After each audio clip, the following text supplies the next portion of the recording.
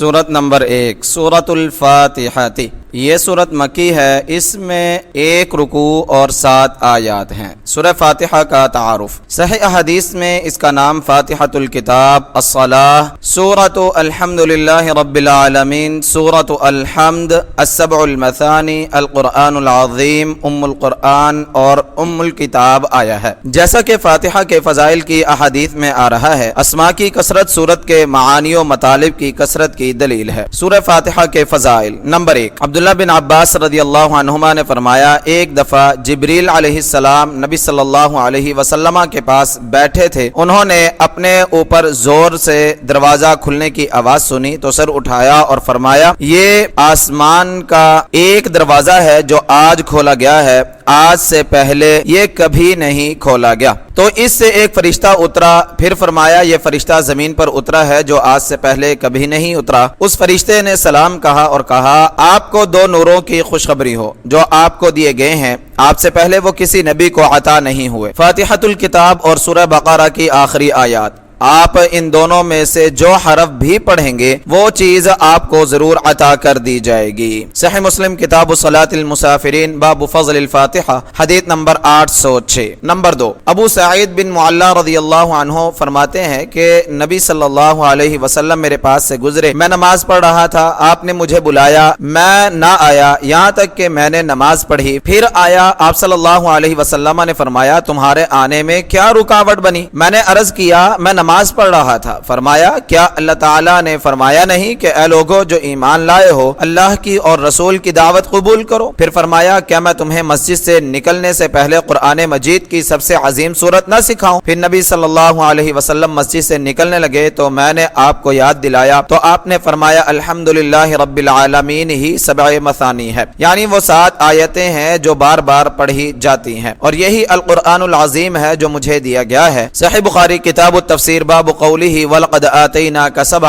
हदीस number 4703। Number 3, Abu Saeed खुदरी रज़ियल्लाहु ताला अन्हु फरमाते हैं कि हम अपने एक सफर में थे, रास्ते में उतरे तो एक लड़की आई और कहने लगी, कबीले के सरदार को सांप ने काट लिया है और हमारे लोग गायब हैं, तो क्या तुम में कोई दम करने वाला है? चुनाचे उसके साथ एक आदमी गया जिसके मुताल्लिक हमें दम करने का गुमान नहीं था। उसने उसे दम किया तो वो तंदुरुस्त हो गया। सरदार ने उसे 30 बकरियां देने को कहा और हमें दूध पिलाया। जब वो वापस आया तो हमने उससे पूछा, क्या तुम अच्छी तरह दम कर लिया करते थे? उसने कहा, नहीं, मैंने सिर्फ उम्मुल किताब के साथ दम किया है। हमने कहा, जब तक हम रसूलुल्लाह सल्लल्लाहु अलैहि वसल्लम के पास ना पहुंचे कुछ ना करो। जब हम मदीना में आए तो हमने नबी करीम सल्लल्लाहु अलैहि वसल्लम से इसका जिक्र किया तो आप सल्लल्लाहु अलैहि वसल्लम ने फरमाया, इसे कैसे मालूम हुआ कि ये दम है? यानी ये बकरियां तकसीम कर लो और मेरा हिस्सा भी रखो। सहीह बुखारी किताब फ़ज़ाइल कुरआन बाब फज़ल फातिहतुल किताब हदीस नंबर 5007। बुखारी की एक रिवायत 5736 में है कि उन लोगों ने अबू सईद रज़ियल्लाहु अन्हु और उनके साथियों की मेहमान नवाजी से इनकार कर दिया था। जब उन्होंने दम की दरख्वास्त की तो सहाबा रज़ियल्लाहु अन्हुम ने यह कहकर कि तुमने हमारी ज़ियाफत नहीं की, 30 बकरियों की शर्त तय की थी। सहीह मुस्लिम हदीस नंबर 2201 में है कि ये दम करने वाले अबू सईद खुदरी रज़ियल्लाहु अन्हु ही थे। नंबर 4,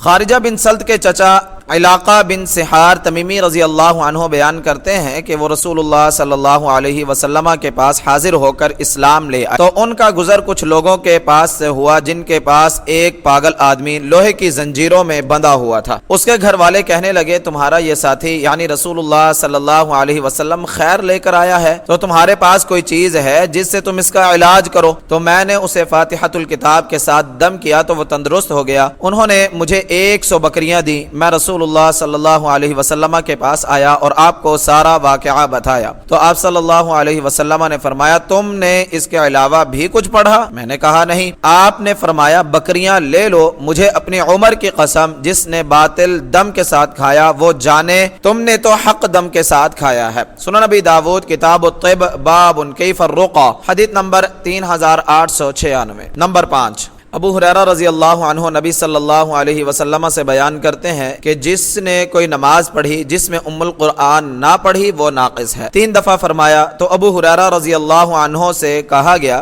ہم امام کے پیچھے ہوتے ہیں تو فرمایا اسے اپنے دل میں پڑھو، کیونکہ میں نے رسول اللہ صلی اللہ علیہ وسلم کو یہ کہتے ہوئے سنا۔ اللہ تعالیٰ نے فرمایا میں نے صلاۃ یعنی نماز کو اپنے اور اپنے بندے کے درمیان 2 نصف حصوں میں تقسیم کر لیا ہے، اور میرے بندے کے لیے ہے جو اس نے سوال کیا۔ تو جب بندہ الحمدللہ رب العالمین کہتا ہے تو اللہ تعالیٰ فرماتے ہیں میرے بندے نے میری حمد کی، اور جب وہ الرحمن الرحیم کہتا ہے تو اللہ تعالیٰ فرماتے ہیں میرے بندے نے میری ثنا کی، اور جب وہ مالک یوم الدین کہتا ہے تو وہ فرماتا ہے کہ میرے بندے نے میری تمجید کی یعنی بزرگی بیان کی، اور کبھی فرماتا ہے میرے بندے نے اپنا آپ میرے سپرد کر دیا۔ پھر جب وہ ایاک نعبد و ایاک نستعین کہتا ہے تو وہ فرماتا ہے یہ میرے اور میرے بندے کے درمیان ہے اور میرے بندے کے لیے ہے جو اس نے سوال کیا۔ پھر جب وہ اہدنا الصراط المستقیم صراط الذین انعمت علیہم غیر المغضوب علیہم ولا الضالین کہتا ہے تو وہ فرماتا ہے یہ میرے بندے کے لیے ہے اور میرے بندے کے لیے ہے جو اس نے سوال کیا۔ صحیح مسلم کتاب الصلاۃ باب وجوب قراءۃ الفاتحہ حدیث نمبر 395۔ چند فوائد۔ نمبر 1، جس طرح اللہ تعالیٰ کے رسولوں کے مراتب میں فرق ہے ان میں سے بعض سے افضل ہیں، ہمارے نبی کریم صلی اللہ علیہ وسلم پوری اولاد آدم کے سردار ہیں۔ اسی طرح سورہ فاتحہ تورات، انجیل اور قرآن کی ہر سورت سے بڑی سورت ہے، اگرچہ بہت سی سورتیں آیات کے اعتبار سے اس سے لمبی ہیں مگر عظمت میں یہ سب سے بڑھ کر ہے، جیسا کہ آیات میں آیت الکرسی سب سے عظیم آیت ہے، گو اس سے لمبی آیات بہت سی ہیں۔ نمبر 2، اس سورت کا نام فاتحہ اس لیے ہے کہ اس سے کتاب اللہ کا آغاز ہوتا ہے، نماز میں قراءت کا آغاز بھی اسی سے ہوتا ہے۔ قاموس میں ہے فاتحۃ کل شیء اولہ، ہر چیز کا فاتحہ اس کے اول کو کہتے ہیں۔ نمبر 3، اس سورت کا نام الحمدللہ رب العالمین یا سورۃ الحمد اس لیے ہے کہ اس میں اللہ تعالیٰ کی جامع حمد آئی ہے۔ نمبر 4، اس کا نام السبع المثانی اس لیے ہے کہ یہ 7 آیات ہیں جو ہر نماز یعنی فرض ہو یا نفل اس کی ہر رکعت میں دہرائی جاتی ہیں، نماز کے علاوہ بھی کثرت سے پڑھی جاتی ہیں، سنیے سورہ حجر آیت نمبر 87۔ نمبر 5، اس کے نام ام القرآن ام الکتاب القرآن العظیم اس لیے ہیں کہ اس میں مختصر طور پر قرآن مجید کے تمام بنیادی مضامین آگے ہیں، باقی قرآن ان کی تفصیل ہے۔ چنانچہ ابتدائی آیات میں اللہ تعالیٰ کی تمام صفات کمال، اس کی حمد، ثنا اور تمجید آ گئی ہے،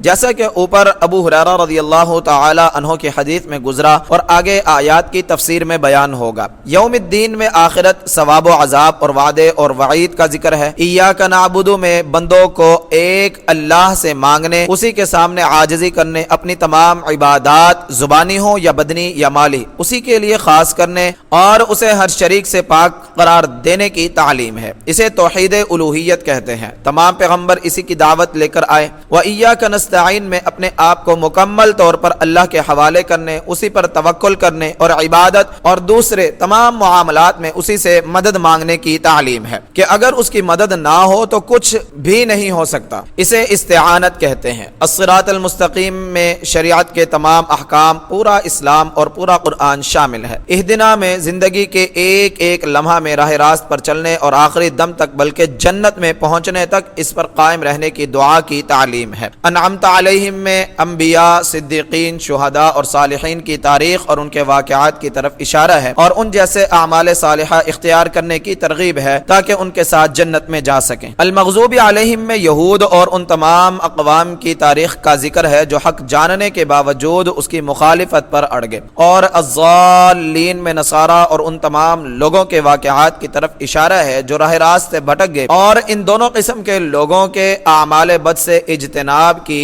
تلقین ہے تاکہ ان کے ساتھ جہنم میں جانے سے بچے رہیں۔ القاسمی، ان 7 آیات میں قرآن مجید کے مزید مضامین کا ذکر ہر آیت کی الگ تفسیر میں بھی آئے گا انشاءاللہ العزیز۔ نمبر 6، اس سورت کا نام صلاۃ اس لیے ہے کہ اللہ تعالیٰ نے فرمایا میں نے صلاۃ کو اپنے اور اپنے بندے کے درمیان 2 نصف حصوں میں تقسیم کر لیا ہے۔ اس کی وضاحت سورہ فاتحہ کے ساتھ فرمائی۔ معلوم ہوا جو صلاۃ یعنی نماز اس صلاۃ یعنی فاتحہ کے بغیر ہو وہ صلاۃ یعنی نماز ہی نہیں نہیں، جیسا کہ عبادہ بن صامت رضی اللہ تعالی عنہ نے رسول اللہ صلی اللہ علیہ وسلم سے نقل فرمایا، لا صلاۃ لمن لم یقرأ بفاتحۃ الکتاب، اس شخص کی کوئی نماز نہیں جو سورہ فاتحہ نہ پڑھے۔ صحیح بخاری کتاب الاذان باب وجوب القراءۃ للامام، حدیث نمبر 756، صحیح مسلم حدیث نمبر 394۔ نمبر 7، بعض لوگوں نے کہا ہے کہ پورے قرآن کے اسرار سورہ فاتحہ میں، سورہ فاتحہ کے اسرار بسم اللہ الرحمن الرحیم میں، بسم اللہ کے اسرار اس کی با میں اور با کے اسرار اس کے نقطے میں آ گئے ہیں، مگر سورہ فاتحہ میں پورے قرآن کے مضامین آ جانے کا یہ مطلب درست نہیں۔ دراصل یہ ان لوگوں کا طریقہ ہے جو نہ قرآن سمجھنا چاہتے ہیں نہ اس پر عمل کرنا چاہتے ہیں، بلکہ اپنے ایجاد کردہ طریقوں کو قرآن کا نام دے کر مسلمانوں کو گمراہ کر رہے ہیں۔ المنار۔ نمبر 8، سورہ فاتحہ کا دوسری سورتوں سے تعلق۔ نمبر 1، کائنات کی تمام چیزوں کی تخلیق، پرورش اور حفاظت رب العالمین اور الرحمن الرحیم کے تحت ہیں۔ نمبر 2، توحید کے متعلق تمام قرآنی آیات ایاک نعبد و ایاک نستعین کے تحت ہیں۔ نمبر 3، داؤد علیہ السلام کے واقعہ میں اور دوسرے تمام مقامات میں عدل و انصاف کا ذکر مالک یوم الدین کے تحت ہے۔ نمبر 4، ابراہیم علیہ السلام کی قربانی ایاک نعبد کے تحت اور ان کی اور تمام انبیاء کی دعائیں اہدنا الصراط المستقیم کے تحت ہیں۔ نمبر 5، ایوب علیہ السلام کی شفا، یونس علیہ السلام کی نجات، ابراہیم علیہ السلام کا آگ میں محفوظ رہنا، زکریا علیہ السلام کو بڑھاپے میں اولاد ملنا وغیرہ سب الرحمن الرحیم کے تحت ہیں۔ نمبر 6، ایماندار اور متقی لوگوں کے احوال و واقعات اور ان کا نیک انجام آخری آیت کے تحت ہیں۔ اسی طرح بدکار اور سرکش لوگوں کے احوال و واقعات اور ان کا انجام بد بھی اسی آیت کے تحت ہیں۔ اس کے مطابق دوسری تمام آیات و واقعات سمجھ لیں۔ نمبر 7، شیطان کا تکبر کے باعث دھتکارا ہوا ہونا المغضوب علیہم کی مثال ہے، بدیع التفاسیر۔ نمبر 9، یہ صورت اگرچہ اللہ کا کلام ہے مگر یہ بندوں کو سکھانے کے لیے نازل ہوئی ہے کہ وہ یوں کہیں۔ دلیل اس کی گزشتہ حدیث ہے کہ بندہ یوں کہتا ہے تو اللہ تعالیٰ یہ فرماتا ہے، اس میں بندے کو اللہ سے مانگنے کا طریقہ سکھایا گیا ہے کہ پہلے اس کی حمد و ثنا اور تمجید کی جائے، پھر اللہ تعالیٰ سے اس کا بندہ ہونے کے تعلق کا ذکر کیا جائے اور اپنی بندگی کا وسیلہ پیش کیا جائے، اس کے بعد اللہ سے مدد مانگتے ہوئے اصل مقصد کا سوال کیا جائے جو صراط مستقیم کی ہدایت کا سوال ہے، جس سے اہم کوئی سوال نہیں۔ اس لیے بعض اہل علم نے اس کا نام تعلیم المسئلہ بھی رکھا ہے، یعنی مانگنے کا طریقہ سکھانے والی سورت۔ نمبر 10، بعض لوگ زندہ یا فوت شدہ لوگوں کے نام کے وسیلے سے دعا کرتے ہیں کہ یا اللہ فلاں کے وسیلے سے یا واسطے سے یا بحر مت فلاں میری دعا قبول فرما۔ یہ بدعت ہے اور قرآن و سنت سے کہیں ثابت نہیں، اور اگر یہ عقیدہ رکھے کہ ان بزرگوں کا نام لیا جائے تو وہ اللہ تعالیٰ سے منوا لیتے ہیں تو یہ شرک ہے جس میں مشرکین عرب مبتلا تھے۔ سنیے سورہ یونس آیت نمبر 18 اور سورہ زمر آیت نمبر 3۔ صحیح وسیلہ جو ثابت ہے وہ اللہ تعالیٰ کی ذات و صفات کے وسیلے سے دعا کرنا ہے یا اپنے کسی صالح عمل کے وسیلے سے دعا کرنا ہے، جیسا کہ ایاک نعبد میں ہے، اور جیسا کہ سورہ آل عمران آیت نمبر 193 میں ایمان لانے کے وسیلے سے دعا کی گئی ہے، اور غار والے 3 اصحاب نے اپنے اپنے خالص عمل کے وسیلے سے دعا کی تھی۔ صحیح بخاری کتاب احادیث الانبیاء باب حدیث الغار، حدیث نمبر 3465، عن عبداللہ بن عمر رضی اللہ عنہما۔ یا کسی زندہ آدمی سے دعا کروانا، جیسا کہ صحابہ کرام رضی اللہ عنہم رسول اللہ صلی اللہ علیہ وسلم سے دعا کروایا کرتے تھے، اور عمر رضی اللہ عنہ عباس رضی اللہ عنہ سے بارش کی دعا کروایا کرتے تھے۔ صحیح بخاری کتاب فضائل اصحاب النبی صلی اللہ علیہ وسلم باب ذکر العباس بن عبد المطلب رضی اللہ تعالی عنہ، حدیث نمبر 3710، عن انس رضی اللہ تعالی عنہ۔ ان 3 صورتوں کے سوا وسیلے کی جتنی صورتیں ہیں کچھ بدعت ہیں اور کچھ شرک کے زمرے میں آتی ہیں، اس لیے ان سے اجتناب لازم ہے۔ نمبر 11، یہ صورت بہترین دم ہے۔ سام کے زہر جیسی خطرناک بیماری اور دیوانگی جیسی مشکل سے درست ہونے والی بیماری کا دور ہونا اس کی بے انتہا شفائی تاثیر کی دلیل ہے۔ میری ہمشیرہ ایک ٹانگ سے معذور تھی اور بیساکھی کے سہارے سے چلتی تھی، اس کی تندرست ٹانگ بھی بیکار ہو گئی، سارے گھر والے سخت مصیبت میں پھنس گئے۔ میرے والد صاحب کو ایک عالم نے سورہ فاتحہ کا دم کرنے کی تاکید کی۔ 13ویں دن ہمشیرہ دیوار کے سہارے سے ٹانگ پر کھڑی ہو گئی اور پھر اس کی ٹانگ بالکل تندرست ہو گئی۔ تقریباً 40 برس ہو گئے، آج تک وہ بیساکھی کے ساتھ اس ٹانگ پر چلتی پھرتی ہے۔ مجھے زندگی میں 2-3 دفعہ نہایت سخت بیماری پیش آئی، علاج کے ساتھ ساتھ گھر والے سورہ فاتحہ کا دم کرتے رہے، اگرچہ کچھ مدت لگی مگر اللہ تعالیٰ نے شفا دے دی، الحمدللہ۔